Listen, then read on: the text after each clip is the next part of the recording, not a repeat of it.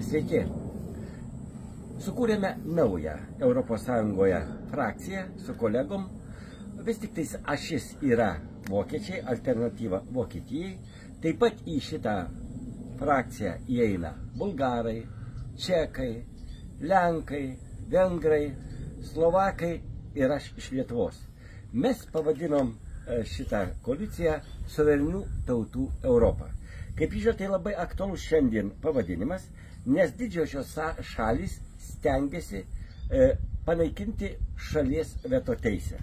Tokiu atveju, jeigu būtų priimtas šitas sprendimas, tai mūsų mažosios šalys neturėtų jokio sprendimo teisės.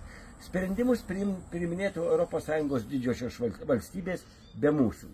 Todėl aš už ES suverenių valstybių.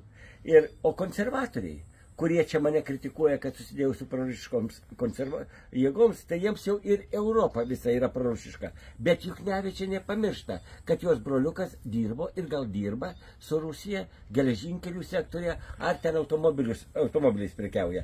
Taip, kad tu Juknevičiai rūpinki savo reikalais. Man visai nesvarbu, ponė Juknevičiai, kokio tu frakcijai, su kuo tu ten sėdi, kavo geri, o tu mano kiekvieną žingsnį seki, gal įsimylėjai.